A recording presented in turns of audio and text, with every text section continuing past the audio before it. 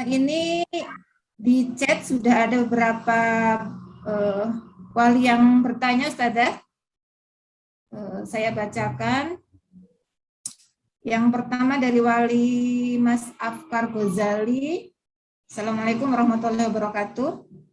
Sejak usia putra-putri Ibu masuk pondok pesantren, dan pesantren mana Ibu? Nah, itu satu-satu dulu atau langsung gimana, Ustazah?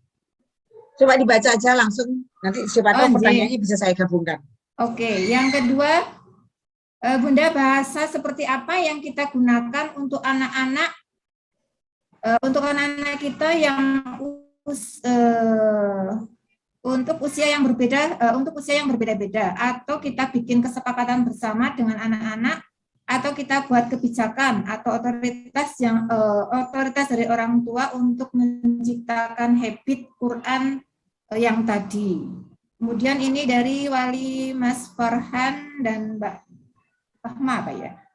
Assalamualaikum, mohon izin bertanya, dengan cara apa lagi selain memberikan reward kepada anak untuk meningkatkan mood anak senang dengan kegiatan baca Al-Quran, terutama untuk mulai usia balita. Kemudian ini satu lagi dari Bu Martin, apakah ada target dalam pencapaian Al-Quran di keluarga Ibu? Nah, itu Ustazah, tadi sudah ada 4 ya, sementara itu monggo Ustazah. Iya, jadi begini ya Bunda. Yang pertama masalah pesantren ya. Jadi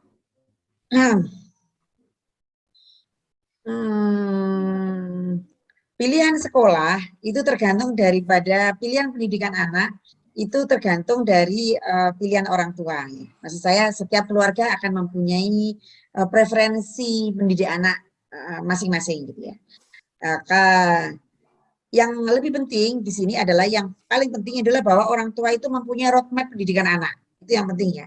Jadi orang tua mempunyai roadmap pendidikan anak, planning pendidikan anak itu ya. Jadi anak saya ini ketika masih balita saya ajarin apa, SD saya ajarin apa, SMP saya ajarin apa gitu. Kemudian apakah saya ajar sendiri atau saya mencari guru atau saya masukkan sekolah atau saya masukkan pesantren. Jadi masing-masing dari kita, setiap family itu sudah mempunyai roadmap pendidikan anak. Mau sekolah, mau pesantren, mau homeschooling, terserah gitu ya, bebas gitu ya. Kemudian kalau ditanya pesantren gitu ya, kebetulan kalau saya sih memang memasukkan anak pesantren usia SD di pesantren Quran.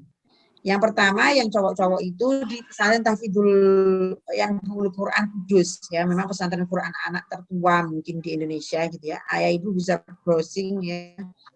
Jadi itu memang sekolah pengkaderan untuk hufaz dari kecil ya, mungkin seperti itu ya. Karena memang rata-rata wali muridnya itu rata-rata pada punya pesantren gitu ya. Mungkin saya aja yang nggak punya pesantren. Terus yaitu seleksinya 150 anak gitu, yang masuk paling 40 anak gitu ya. Jadi ada tes hafalan langsung untuk melihat kemampuan anak dalam menghafal Al-Quran. Nah, yang mau saya bahas di sini gitu ya, anak masuk pesantren itu saya gitu ya, bahkan ketika anak SD masuk pesantren pun saya tidak nyuruh anak saya masuk pesantren. Jadi kalau tadi ada pertanyaan bagaimana bahasa untuk anak-anak yang berbeda-beda gitu, maka saya memang banyak berdiskusi dengan anak-anak saya. Jadi begini, ketika yang saya ulang dari yang pertama ya, yang Umar itu sempat di SDIT di sebelah rumah. Kemudian Ustadz Yusuf Mansur kan membuat pesantren rumah tahfidku itu dulu ya, yang di Deresan itu pertama kali kan angkatannya Umar itu. Umar udah kelas 4 SD. Kemudian saya tawarin sih memang untuk mengaji di sana. Jadi paginya sekolah di SDIT, sore dan malamnya saya anterin ke rumah tahfidku begitu. Terus setiap hari. Kemudian dia lulus SD, kemudian SMP. SMP dia belajar bahasa Inggris di Pare sambil sambil sekolah SMP negeri sebenarnya di situ. Kemudian Umar menyampaikan, Bunda, aku kalau di sekolah di SMP negeri saya nggak bisa ngafalin Quran. Saya pindah ke pesantren Quran saja. Dia minta begitu. Ya udah kita searching. Nah, makanya kemudian saya searching. pesantren Quran mana yang cocok untuk dia. Adiknya juga gitu. Ketika masuk sampai anak kedua, tiga, empat, ketika mau masuk pesantren, itu saya survei dulu ke pesantrennya. Nah, cara memilihnya ya memang karena pesantren Quran anak, kalau di yang Quran Kudus itu memang pesantrennya luar biasa, jadi ayah bunda jadi dalam artian banyak bermain, nggak ada tugas sekolah, begitu. Jadi cocok banget untuk anak-anak lah istilahnya. Jadi pagi gitu kan bangun tidur gitu kan, dia sholat, kemudian ngaji sebentar sepertinya, terus mandi, makan, sekolah sebentar, istirahat, main lagi, tidur siang, makan, tidur siang, habis asar baru ngaji, main lagi gitu kan. Jadi memang anak-anak itu banyak bermain, anak-anak itu banyak bermain. Nah, komunikasi itu menjadi faktor yang penting dengan anak terkait dengan target ya. Jadi apakah anak itu mau masuk pesantren gitu ya, pesantren mana, sekolah mana gitu. Bahkan anak saya itu sekolah TK dia milih sendiri, dia memutuskan sendiri dia mau sekolah TK di mana. Kan rumah saya sekolah TK banyak ya, ada 3 sekolah TK lah yang terjangkau dari rumah saya, yang sudah saya survei bahwa itu bagus menurut kacamata orang tua. Anak saya aja, kamu milih sekolah yang mana? 1, 2, atau 3. Dengan kita berdiskusi dengan anak, kita survei bareng dengan anak, kemudian anak akan memutuskan gitu. Nah, kalau anak sekolah TK kira-kira yang dipilih yang seperti apa coba, Ustazah? Ada yang bisa membantu saya? Ketika putra-putrinya Bapak Ibu ini ada 3 sekolah nih, sekolah TK, suruh milih. Yang dipilih yang apa? Banyak mainan. Betul, banyak mainan. Benar, dan anak saya yang dipilih yang banyak mainan. Dan bagi saya nggak masalah, karena 3 sekolah tadi sudah saya verifikasi kan. 3 sekolah tadi sudah oke, mau sekolah di A, B, C juga boleh. Akhirnya dia milih sekolah C yang banyak mainannya gitu kan, ada mainannya banyak, ada prosotan, halamannya luas, bisa lari-lari dan sebagainya seperti itu kan. Dan biasanya kalau banyak mainannya paling mahal sih sebenarnya memang kadang gitu kan. Dia milih itu, yaitu konsekuensi orang tua gitu. Dan dia milih di situ. Ketika anak bisa memilih, maka anak bertanggung jawab atas pilihannya.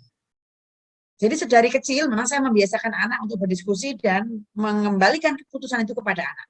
Makan, pakai baju, mau mandi, atau mau main dulu, itu kita kembalikan kepada anak. Kita banyak berdiskusi dengan anak. Inilah yang kemudian mungkin banyak miss di kita. Nah, kemudian kalau kita bicara bahasa, maka kemudian apakah kemudian ada, istilah tadi ditanyakan apakah ada sesuatu yang kita doktrin kepada mereka atau kita berikan kepada mereka begitu ya. Karena kalau kita lebih banyak berdiskusi, maka anak-anak akan mempunyai bahasanya sendiri-sendiri.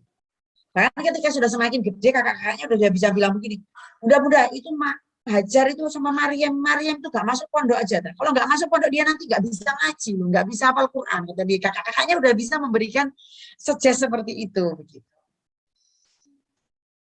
Nah, kemudian ayah bunda, ketika kita banyak berdiskusi dengan orang tua anak, maka program-program Al-Quran itu kita bisa sampaikan juga kepada mereka. Supaya anak bisa lebih mood, gitu ya, supaya anak mood terkait dengan Qurannya, maka kita ajak anak. Bagaimana cara belajarnya itu kita ngajak anak untuk berdiskusi. Jadi kalau selain reward, maka kemudian saya ada program jalan-jalan, makan-makan, baca Quran. Jadi minggu pagi kita jalan-jalan ke alun-alun, ke pantai. Terus di sana kita makan-makan, entah jajan atau kita bawa bekal dari rumah. Terus ada ngajinya, gitu. Jadi kita ngaji nggak senantiasa di rumah, kita ngaji di alun-alun, kita ngaji di tepi pantai, kita ngaji di tempat mainan, gitu. Jadi main sambil ngaji. Kita ada camping Quran, kita buat kemah, bawa Quran. Ya banyak mainnya, main air, kemah, terus ada waktu untuk membaca Quran. Jadi memang bervariasi gitu. Nah, supaya mood memang gitu ya, tempat harus nyaman, suasana hati anak juga nyaman, dan nggak usah terlalu lama. Kalau anak 5 tahun 5 menit, kalau anak 10 tahun 10 menit saja, pagi dan sore. Dan itu dibuat memang kesepakatan dengan anak. Dibuat kesepakatan, program itu dibuat bareng anak, termasuk juga target. Bagaimana target Al-Quran di rumah tadi sudah saya sampaikan bahwa targetnya itu ada target global, yaitu bahwa anak-anak senang baca Quran, anak-anak punya budaya membaca Al-Quran pagi dan sore. Kemudian target berikutnya lebih personal, karena setiap anak berbeda targetnya. Jadi kayak misalnya yang sekarang lagi ongoing, itu Maryam Hajar itu sekarang 10 tahun, kelas 4 SD setara dengan kelas 4, kelas 5. target saya itu adalah target saya adalah bahwa dia bisa setoran lagi, selesai 1 kali setoran sampai dengan kelas 6. Kemarin kan dia sudah dari memutkinkan hafalan 1 kali setoran sampai kelas 6 SD. Itu target saya. Dan sekarang dia sudah sampai di juz 15. Jadi insya Allah bisa achieve. Nah, bagaimana target itu achieve? Maka kita lihat kembali ke anak. Ternyata anak saya yang namanya Hajar ini, gitu ya, dia external motivation. Jadi dia akan dia lebih termotivasi ketika ada dukungan dari eksternal. Ketika mau, nanti kalau udah hafal, Bunda ada jalan-jalan ke Malang. Ntar kalau udah selesai juz ini, kamu boleh beli mainan, kamu mau beli apa, atau kamu mau beli baju, atau beli apa, saya tawarin gitu di depan. Jadi kita harus tahu motivasi anak itu seperti apa, apakah dia eksternal atau butuh internal dari dalam dirinya. Nah, target lain misalnya, ada yang nomor 2, ada yang namanya Hadijah, ya nomor 3 yang kembar tadi, salah satu yang kembar. Nah, dia internal motivation. Jadi kalau toh saya motivasi kita nanti belajar begini nggak tertarik. Dia justru akan muncul dari dalam diri, dia akan semangat ketika dia sudah tahu mengapa saya harus menghafalkan Al-Quran. Jadi itu target dalam diri sendiri. Dan memang kita tanya, target itu kita lihat.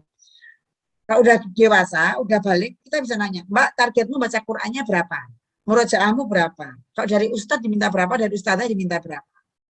Kalau saya tugasnya dari pesantren 3 juz, oke. Saya 1 juz, oke. Jadi memang target itu ditentukan oleh anak. Itu Ayah Bunda. Semoga cukup menjawab dari beberapa pertanyaan tadi. Kalau ada yang belum menjawab bisa.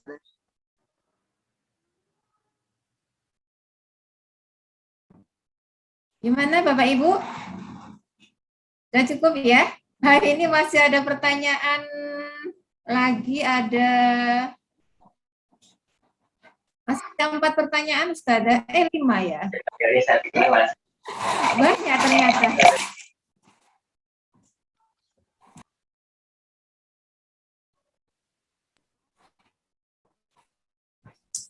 Saya bacakan lagi Ustazah ya, pertanyaan tadi. Oke. Ini pertanyaan dari Wali Mas Yama. Apabila di usia di atas 10 tahun tapi belum lancar membaca Al-Quran, metode apa yang bisa diterapkan agar bisa lancar membaca Al-Quran dan mampu menghafal Al-Quran? Kemudian masih ada pertanyaan lagi dari Bu Listia. Ustazah, apakah anak TK atau kelas bawah boleh diikutkan lomba membaca atau tahfidz Quran? Jika iya, bagaimana motivasinya agar anak bisa mau dan tetap optimis jika belum berhasil? Kemudian dari Wali Mbak Kamila, langkah-langkah untuk menjadikan menghafal Al-Quran sebagai suatu kebiasaan, terutama untuk anak. Saya mencoba mengajari anak menghafal Al-Quran, walaupun anak belum bisa membaca Al-Quran, dengan mendengarkan yang saya baca, kemudian anak menirukan dan mengulang 3 kali. Apakah cara terbaik untuk mengajari Al-Quran, mengajari anak menghafal Al-Quran, sedangkan dia belum bisa membaca Al-Quran? Masih ada pertanyaan lagi ini dari Pak Yahya. Bagaimana menyiapkan fisik dan mental anak maupun orang tua agar orang tua rela meletakkan anak di pesantren dan anak pun siap secara fisik dan mental untuk belajar di pesantren sejak usia SD. Terakhir ini dari Wali Mas Renan. Bagaimana cara melindungi anak-anak agar tetap Islami apabila anak-anak tidak disekolahkan di sekolah yang mengutamakan Al-Quran, misalnya di sekolah negeri? Masih cukup banyak pertanyaannya, Ustazah. Monggo langsung ditanggapi mawon.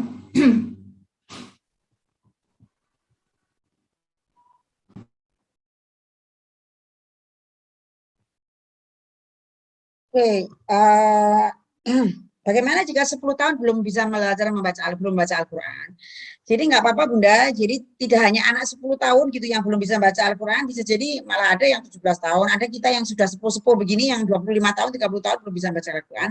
Jadi kuncinya memang ditelateni saja.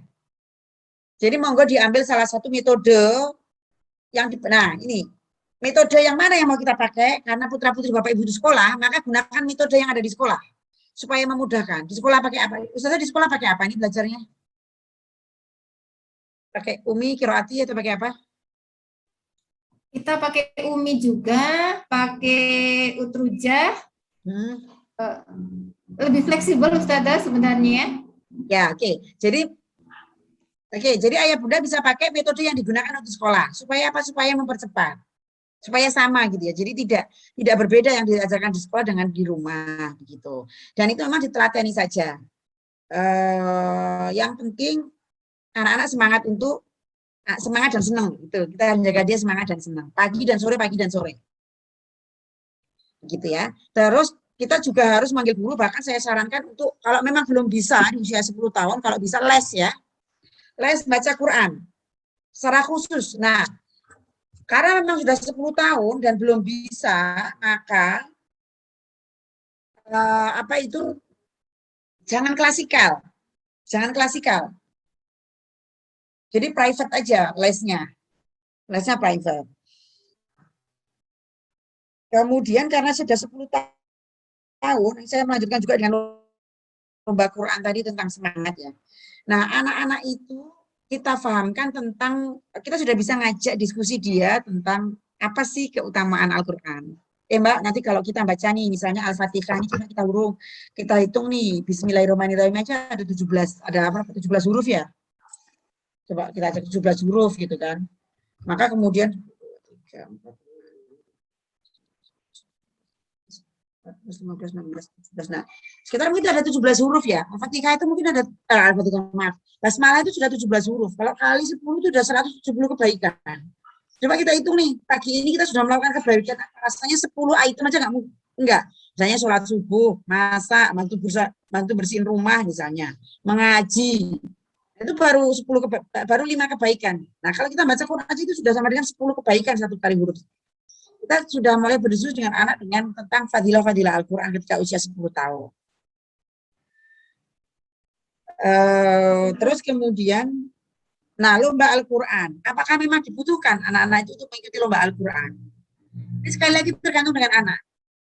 Kita sebagai orang tua harus paham gitu. Ada anak-anak yang suka berkompetisi, ada anak-anak yang tidak suka berkompetisi. Dan saya pribadi menganggap bahwa anak-anak itu butuh menang. Butuh merasakan kemenangan. Ketika dia menang, dia akan semakin percaya diri. Ketika dia menang ya, dia akan semakin percaya diri. Tapi ada anak-anak yang ketika kalah, apapun ini ya, lomba Quran dan lomba yang lain, ada anak yang ketika kalah itu dia down. Ada anak yang ketika kalah easy going saja. Nah, ketika pengalaman kalah gitu ya, pengalaman kalah itu mungkin menyakitkan bagi anak. Bisa anak membuat down tadi. Dan kita tidak bisa memaksa anak kita sendiri kalau kalah, kalau kita gagal kan kita sedih, Bunda. Kalau kita kalah, kita gagal itu. Nah, bukan ya kalau memang anak kita belum lancar baca, belum begitu, belum bagus, mengapa kita ikutkan lomba? Kalau memang kemungkinannya kalah, gitu ya. Daripada itu membuat anak semakin down, gitu ya. Cukup anak itu lomba dengan dirinya sendiri aja, mengalahkan dirinya sendiri. Misalnya gini, kemarin baca Qurannya 1 halaman, baca buku uminya 1 halaman. Ketika besok sudah 2 halaman, dia udah menang. Jadi kita membuat lomba sendiri dengan diri kita sendiri. Itu yang saya sarankan. Lebih lagi kalau di pesantren Full Quran itu kita tidak boleh ngikutin lomba-lomba Quran. Itu sih kalau di pesantrennya anak nggak dibolehin untuk ikut lomba Quran. Gitu ya. Jadi istilahnya memang gitu. Jadi kita kita pahamkan kepada anak dan nggak masalah ketika misalnya anak itu sudah paham. Dia kalau ikut lombanya aja sudah butuh dimotivasi keras gitu ya. Kecuali kalau dia semangat, Bunda aku mau ikut lomba Quran nih di sekolah misalnya gitu. Oh iya, alhamdulillah yuk kita persiapan begitu. Nah kita tetap harus ngasih wawasan kepada anak. Satu, niatnya lomba apa? Supaya dapat tambahan teman, tambahan pengalaman, dapat jajan misalnya gitu kan. Ketika lomba kan bisa dapat snack, bertemu dengan teman, lombanya di Masjid Agung, kita sambil jalan-jalan, misalnya seperti itu. Itu alasan-alasannya. Karena bahasa kecil, bahasa anak-anak itu bahasa real ya, Bu. Terus kemudian kita juga bisa sampaikan supaya dapat hadiah. Oke, kalau lomba berarti ada 2 peluang, bisa menang, bisa kalah. Menurutmu bagaimana? Kalau menang bagaimana, kalau kalah bagaimana? Ya nggak apa-apa nanya, cari pengalaman Bunda, jadi kalau kalah pun juga nggak apa-apa, misalnya begitu. Yang penting kan aku udah mewakili sekolah gitu kan. Jadi saya sudah menang di antara teman-teman satu sekolah karena saya yang mewakili sekolah misalnya. Jadi tetap anak-anak kita ajak diskusi. Semua level anak-anak kita ajak diskusi ya Bunda ya. Terus kemudian tadi pesantren, kemudian yang bagaimana mengajar hafalan. Nah, saya belum singgung ya Ayah Bunda. Jadi hafalan itu kenapa saya mengajar anak membaca Al-Qur'an, khatam membaca Al-Qur'an sejak usia TK, lulus TK, karena apa? Dengan anak membaca Al-Quran, khatam pun membaca dari Al-Baqarah sampai dengan An-Nas, anak akan lebih mudah untuk menghafal Al-Quran ditambah dengan audio, jadi ada speaker Quran dan sebagainya, dan tidak ada televisi, tidak ada musik, tidak ada games, itu yang menjadi berat. Itu yang menjadi berat, gitu ya. Jadi kami memang di rumah tidak ada TV, tidak ada games, tidak ada macam-macam. Sebenarnya saya sedih ketika dunia online begini, daring, pembelajaran daring begini, yang kemudian anak-anak harus belajar via gawai itu, saya sangat berat, gitu ya. Maksud saya kalau alhamdulillah anak saya sih nggak ada yang belajar online, semua anak saya offline karena di pesantren. Dan kalau kemudian terakhir ketika ini saya tarik anak saya nggak usah sekolah, saya izin dulu saja, nggak usah sekolah daripada saya harus dampingin dia untuk menatap layar seperti ini, begitu ya. Kalau untuk anak-anak saya tidak menyetujui sebenarnya kalau untuk pembelajaran via daring. Itu yang ya alhamdulillah sekarang insya Allah sudah mulai tatap muka ya, beberapa sudah mulai bertahap tatap muka, semoga kondisi menjadi lebih baik. Tapi memang dampak negatif dari gadget itu luar biasa. Apalagi kalau kita lihat kan, kalau huruf Al-Quran itu kan ya hurufnya begitu-begitu aja kan. Tidak bergerak, tidak berwarna-warni misalnya dan sebagainya. Jika dibandingkan dengan games, mainan, televisi, YouTube, itu kan warnanya cerah ceria, bergerak, bersuara gitu. Kalau Al-Quran kan benda diam dia tidak bergerak gitu. Nah, jadi untuk hafalan itu satu dengan membaca. Malamnya biasanya membaca, kita baca berulang kali, 20 kali kalau anak-anak saya biasanya. Untuk ayat yang dibaca yang disetorkan besok. Terus dibantu dengan auditori. Jadi kita nyetelkan speaker Quran itu pada Quran atau pada ayat yang sedang dia pelajari. Jadi kita terus saja membaca itu. Oke, terakhir tentang pesantren ya. Jadi bagaimana bagaimana anak siap mental masuk pesantren, orang tua siap mental ketika anak masuk pesantren. Pendidikan kita memasukkan pesantren sebagai salah satu roda pendidikan anak. Ya karena mampu untuk bisa memberikan lingkungan terbaik untuk anak-anak belajar. Kemudian ketika ada banyak ilmu yang kita dapatkan, anak-anak ilmu dan wawasan ketika dia dari pesantren. Itu dari orang tua harus mempunyai keteguhan terlebih dahulu. Kemudian terkait dengan anak sekali lagi saya ulangi bahwa anak-anak kita ajak berdiskusi gitu ya.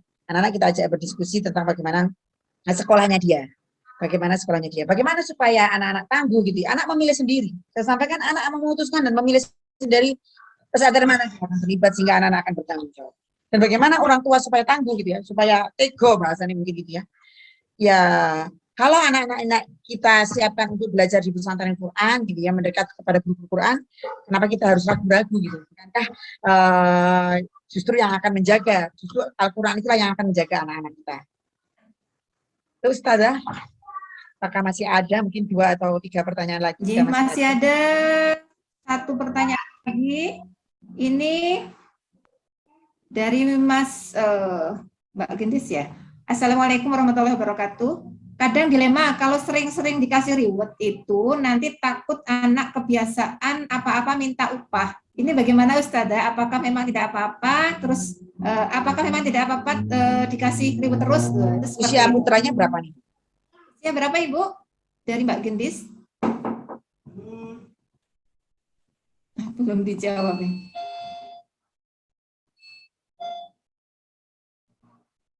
Jadi kelas 1 dan kelas 4, oke. Usia SD berarti ya. Jadi begini Bunda.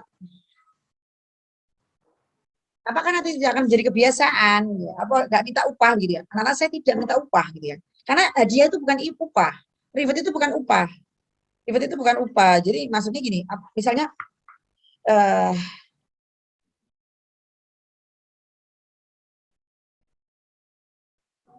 ini adalah hadiah atas prestasi yang sudah dia lakukan, gitu ya. Atas prestasi yang dia lakukan. Dan hadiahnya memang berupa saatnya bersepatnya seperti itu ya, buat sekolah. Terus kemudian yang kedua tidak selalu berupa barang hadiahnya. Di kecil-kecil, di usia kecil, usia di bawah 6 tahun, hadiah saya itu anak-anak sudah coba apa sih itu. Gitu. Jadi kita komunikasi dengan baik ya. Jadi bukan syarat.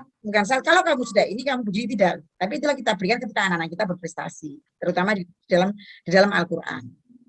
Dan apakah akan menjadi kebiasaan? Tidak juga. Karena nanti ke depan semakin gede anak-anak, seperti saya sampaikan tadi ya Bro, akan ada dua tipe anak. Ada anak yang external motivation, ada yang internal motivation. Eksternal itu yang memang dia butuh didukung orang luar, butuh dikasih hadiah, butuh dikasih support, butuh dikasih hore-hore dari luar, dari lingkungannya gitu kan. Hore-hore dari luar. Hore-hore dari luar gitu ya. Ada yang external motivation, ada yang internal motivation. Anak yang internal motivation, walaupun toh dikasih hadiah segede apapun di depan matanya, dia tidak akan tertarik. Saya mau sampaikan begitu. Jadi nanti semakin besar anak-anak kita akan ada dua jenis minimal, dua karakter terkait dengan motivasi tersebut. Tapi bahwa memang gitu ya, istilahnya semakin besar tentu diskusi dengan anak itu semakin maknawiyah. Jadi anak bukan karena ngejar hadiahnya tadi. Hadiah paling kalau buku berapa sih harganya, sepatu berapa sih harganya. Tetapi gitu ya, tetapi lebih kepada hakikat Al-Qur'an tadi. Kenapa sih Mbak Bunda kok senang kalau kamu sudah menyelesaikan membaca Al-Qur'an itu? Karena kita akan mendapatkan ABC. Ada janji-janji pahala dari Allah. Allah memberikan janji-janji kita, anak-anak kita aja diskusi itu juga. Jadi hadiah sepeda, hadiah tas, hadiah macam-macam itu terlalu kecil, kita sampaikan kepada anak-anak, terlalu kecil dibandingkan hadiah pahala dari Allah. Itu mungkin sebagai pendamping gitu ya, terhadap hadiah jadi. Dan anak-anak saya pikir sebelum balik, bahkan awal balik, bahkan kita pun juga kan boleh juga ya bertawasul dengan amal gitu ya. Boleh juga kan kita, ya Allah saya ini gitu ya, saya bantu saya, mudahkan saya begitu kan. Kita memohon kepada Allah, kita mengharapkan pahala dari Allah itu sangat boleh. Gitu. Bahkan begitu juga kita harusnya. Gitu. Sehingga kita kembalikan maknawiyah interaksi kita dengan Al-Qur'an itu kepada anak-anak. Jadi memang tetap tadi di slide pertama gitu ya, itu tetap akan kita bahas dengan anak. Cuman anak ketika masih kelas 1 SD dia nggak paham mungkin. Pahala, apa itu pahala, masuk surga, apa itu masuk surga, nggak ngerti mungkin dia. Sulit. Anak-anak itu anak real gitu ya. Bahwa di surga itu ada kebahagiaan. Di surga itu kamu nanti kalau mau minta es krim apa saja itu ada. Misalnya begitu kan. Ya sekarang ini es krimnya dulu di sekarang gitu. Besok insya Allah dapat es krim yang macam-macam di surga. Jadi seperti itu tetap istilahnya bagaimana basic kita terkait dengan Al-Qur'an kita sampaikan kepada. Itu mungkin Ustazah. Terima kasih. Mohon maaf tadi masih ada yang raise hand, ada yang mau bertanya langsung mungkin Bapak Ibu. Masih ada waktu sekitar 5 menit masih bisa insya Allah. Monggo Bapak Ibu ada yang mau bertanya?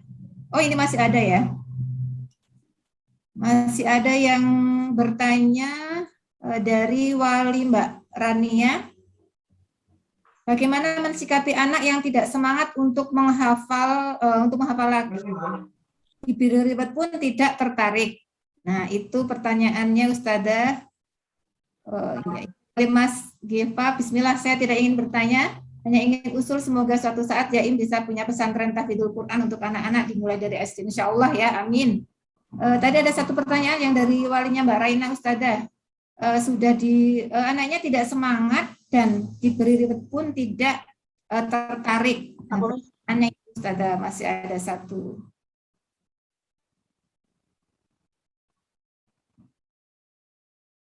Bunda Rita.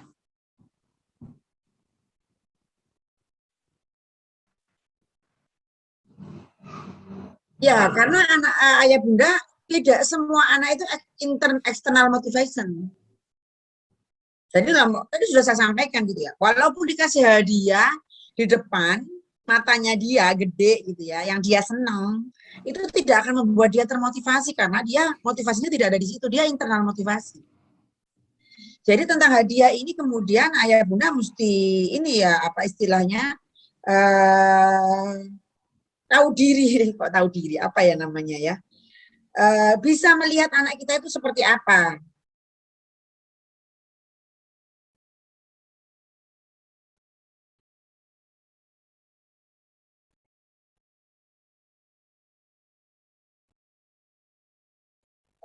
Sekali lagi yang dipentingkan dari kita itu adalah bagaimana anak-anak memahami kenapa harus berinteraksi dengan Al-Quran. Kita harus banyak berdiskusi kepada anak-anak kita.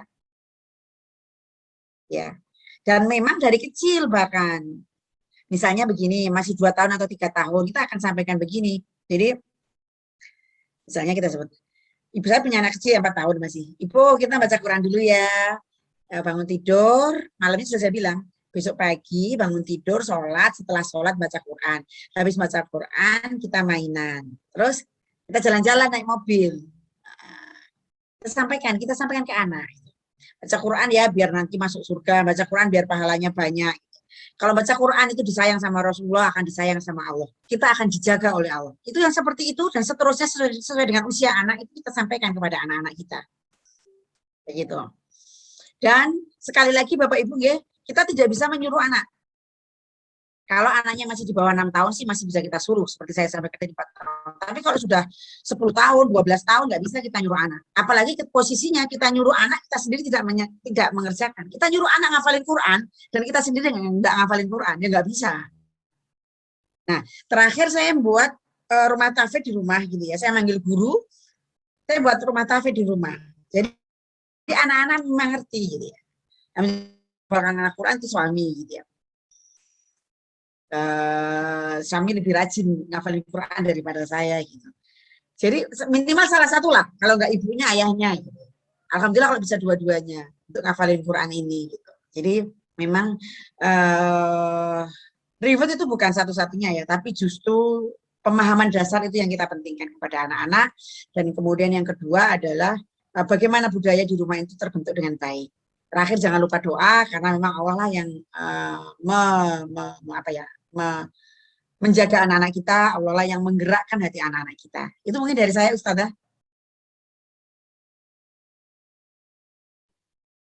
Masih ada 2 pertanyaan, gimana Ustazah? Sampai 10:30 nggak apa-apa ya. Ini terakhir, 2 pertanyaan terakhir ya. Bagaimana caranya menanamkan mindset yang kuat kepada anak sejak dini agar mau istiqomah dalam menghafal Al-Quran, karena seiring bertambahnya usia anak akan menemukan dunianya sendiri. Dan bagaimana caranya agar anak dimasukkan pesantren tidak terpaksa dan bukan karena keinginan orang tua.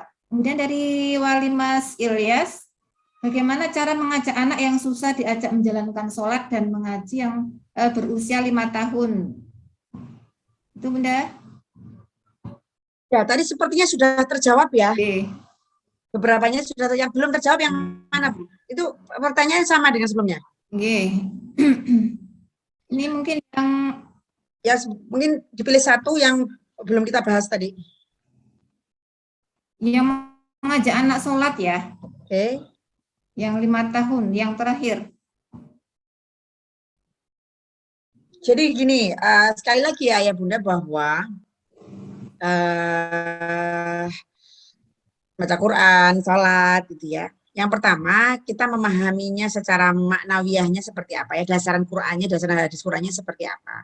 Sehingga kita merujuk kepada itu, dalam artian yang kita lakukan itu bukan hanya untuk dunia, bukan, tapi memang penghambaan kita kepada Allah, anak-anak kita ajak untuk menjadi seorang muslim yang baik. Itu dengan beberapa ibadah tadi, seperti misalnya sholat dan baca Quran. Kemudian yang kedua, ketika di keluarga, maka itu adalah kebiasaan baik yang harus dicontohkan oleh orang tua. Yang ketiga, memang ada fasilitas, sajadah yang bagus, kita sebelum sholat sudah disiapkan, misalnya seperti itu gitu ya. Nah, jadi memang kita sudah ada fasilitas untuk anak-anaknya gitu. Misalnya kalau sholat saya punya program juga Ustazah. Jadi saya ngajak anak-anak sholat di masjid-masjid yang bagus sambil piknik. Tujuannya apa? Tujuannya sholat. Sholat di masjid A, nanti duhur sholat di masjid A, asar sholat di masjid B, maghrib sholat di Masjid C. Jadi memang itu sebagai destinasi wisata, sholat itu di masjid-masjid itu. Gitu. Jadi kemudian kita ini ya gitu, kita kita ajak anak-anak kita, bahkan kita kasih lihat ini loh, ada Masjidil Haram, ada Masjid Nabawi, masjid terbesar, masjid yang bagus, masjid yang indah. Itu kita sampaikan juga kepada anak. Tadi saya mau nyarikan, saya punya podcast, ayah bunda yang punya podcast, saya tulis nanti di kolom ini ya, komentar. Saya punya podcast, mau saya cariin dulu linknya ya. Podcast, saya punya podcast Parenting Quran. Ada beberapa pertanyaan yang sudah terjawab yang ada di situ ya. Ada Spotify, saya punya akun Spotify.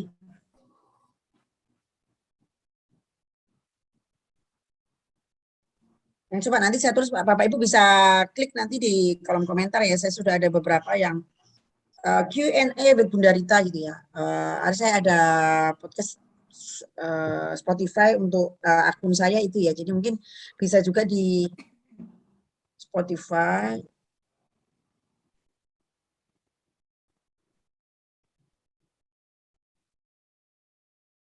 Saya punya 20 episode terkait dengan parenting Quran. Jadi itu nama akunnya Spotify Q&A with Bunda Rita. Linknya sebenarnya saya coba cariin kok nggak nemu dari tadi.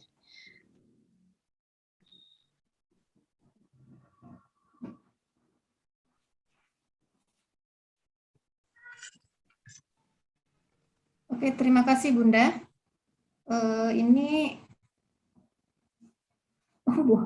Ini sepertinya menarik sekali Bunda temanya hari ini. Jadi banyak wali yang belum puas, masih ada yang resen ini mau bertanya, ada juga yang pertanyaan tambahan.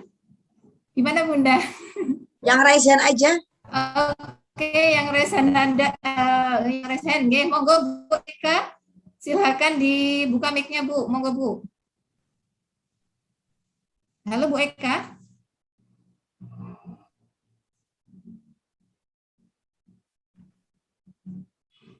Bu Eka?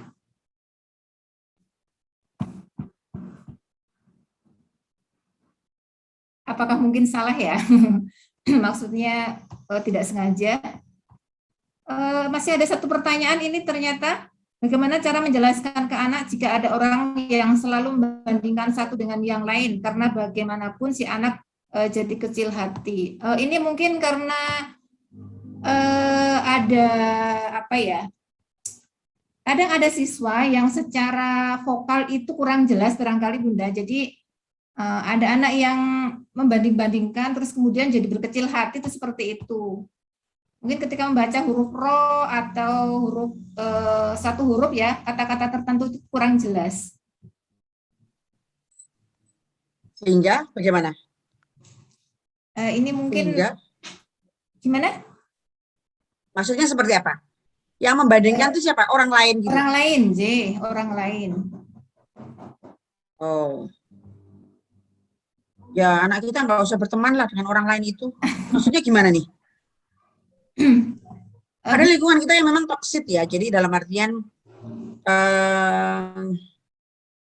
ya mengapa anak kita dibandingkan oleh orang lain? Wah, saya belum nyambung nih Ustazah. Pertanyaannya gimana nih maksudnya nih? Mungkin bisa diulangi lagi pertanyaannya. Mungkin yang punya pertanyaan bisa langsung speak up aja biar jelas.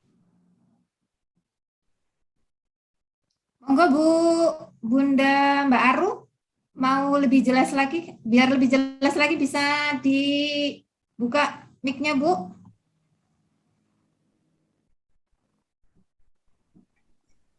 Oh ini mungkin gini Ustazah, jadi ada anak yang ketika apa istilahnya celat gitu loh. Ketika baca ro mungkin kurang jelas ro-nya itu seperti itu. Jadi ketika dibilang sama temannya itu kan jadi dia berkecil hati itu seperti itu.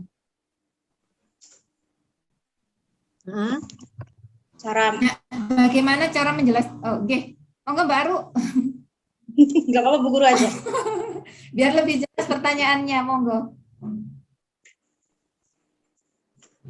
Ya, sebelumnya gini, Ayah Bunda yang punya, Ayah Bunda bisa save ini ya, bisa akses di Spotify saya, Q&A di Bunda Rita, itu ada 26 episode tentang parenting Quran di situ. Parenting Qurannya mungkin sekitar sudah ada 12 episode lebih, selebihnya ada parenting lebih secara umum. Jadi satu itu aja udah banyak episodenya, Mbak, kalau ada yang nanya ini tadi. Kemudian apa istilahnya? Di situ ada banyak saya membuat Q&A ya, karena memang bentuknya Q&A biasanya dari beberapa pertanyaan. Ini memang nggak pernah selesai sih pertanyaan terkait dengan Quran begini nih ya. Jadi saya sudah bikin di akun Spotify saya itu ada episode ke-26 itu bahkan tentang parenting Quran itu ada sudah total ada sekitar 10 lebih. Jadi Bapak Ibu bisa akses di situ, tinggal klik ya, tidak perlu download aplikasinya. Terus kemudian itu ya, saya ada juga ini satu judul komentar kalau untuk masih melanjutkan, masih ada pertanyaan-pertanyaan yang belum terjawab, Ibu bisa bergabung dan bertanya di grup ya, nanti saya akan jawab di grup karena memang biasanya banyak pertanyaan terkait dengan Quran itu, jadi sering tidak cukup waktunya begitu ya. Oke, yang ini terakhir monggo yang tadi mau speak up silahkan. Bunda siapa tadi? Bunda Aru, monggo. Speakernya masih tertutup, Bu. Ya, cara membesarkan hati, istilahnya kalau ada anak kita yang tadi seperti disampaikan bahwasanya ada salah satu kekurangan dalam mengucap salah satu huruf hidayah tersebut, nah dia akan jadi kecil hati itu. Mesti saya sebagai orang tua sendiri, bagaimana gitu loh Ustazah. Jadi kan saya juga kadang down sebagai orang tua perlu masukan, istilahnya kan seperti itu. Cara penyampaiannya gitu misalnya. Oke, jadi pertama secara umum ya Bapak Ibu sekalian bahwa anak kita itu kan saya aja misalnya, saya mempunyai 7 anak, itu kan 7-7-nya mempunyai kemampuan yang berbeda ya terkait dengan Al-Quran dan juga untuk pelajaran yang lainnya gitu. Kita sebagai orang tua harus sadar bahwa anak akan mempunyai keunggulan atau kelebihan di bidang-bidang tertentu yang berbeda satu dengan sama yang lain, sehingga kita tidak perlu membanding-bandingkan kalau kita dari orang tua. Yang kedua, kita sebagai orang tua memang menerima gitu ya, istilahnya kalau si anak saya nomor pertama keunggulannya di sini, kelemahannya di sini, anak yang kedua keunggulannya ini, kelemahannya ada di sini. Dan fokus kita sebagai orang tua, saya sarankan kepada Bapak Ibu untuk fokus kepada keahlian anak, kemampuan anak atau prestasi anak yang lebih tinggi, yang dia mumpuni di bidang itu begitu ya. Jadi kita jangan lihat kekurangannya. Karena apa? Karena kalau kita melihat kekurangan, anggaplah kalau positif itu misalnya kalau kelebihannya nilainya plus 10, kalau kekurangannya minus 5 misalnya. Bahwa minus 5 untuk diangkat sampai dengan 0 sampai diangkat plus 5 itu kan berat. Maka kemudian kita fokus di yang positif. Misalnya ada kemampuan yang positif 5 atau positif 10 yang dia ahli itu di bidang apa, itu yang kita lebih concern ke kemampuan anak, kemampuan yang dia bisa gitu. Nah, bagaimana dengan kekurangannya? Ya kita latih saja, kita latih. Dan sekali lagi fokus kita dan fokus anak itu kepada kelebihan dia. Itu yang mau saya sampaikan di sini. Karena memang tiap anak pasti akan ada kekurangan. Dan kita jangan melihat pada kekurangan, tapi lihat pada kelebihan anak. Itu mungkin mudah. Dan kita mau ajak anak-anak untuk lebih berprestasi di bidang yang memang dia terlihat akan berprestasi, terlihat lebih unggul. Gitu, maksud saya seperti itu. Itu, apakah itu cukup menjawab ya? Jadi untuk yang kekurangan ya kita latih saja. Dan kita tidak perlu bahas kekurangan itu dengan anak. Oke. Terima kasih Ustazah. Oke, sudah jelas. Oke, terima kasih. Terima kasih. Bunda Aru, seperti itu ya. Oke, terima kasih Bapak Ibu semuanya. Bunda Rita, waktu sudah semakin siang ya. Tadi sudah ditawarkan, sudah diberikan sama Bunda Rita, jika memang belum puas, mau bergabung dengan grup WhatsApp yang belum punya ya. Spotify ada banyak episode, itu bisa diklik, monggo bisa di copy juga linknya ya, nanti bisa dibuka masing-masing Bapak Ibu semuanya. Oke, sudah cukup lama dan sudah banyak insya Allah ya yang kita dapatkan dari Bunda Rita. Tinggal nanti kita semuanya sebagai orang tua istilahnya action gitu ya, mempraktekkan bagaimana bisa menempatkan rumah kita itu sebagai tempat pertama yang terbaik untuk anak-anak dalam mengenal Al-Quran, dalam belajar Al-Quran, dalam menghafal Al-Quran, sehingga nanti anak-anak itu bisa dalam kondisi senang, dalam kondisi berbahagia, tanpa ada tekanan ketika belajar Al-Quran. Sementara itu ya Bapak Ibu semuanya,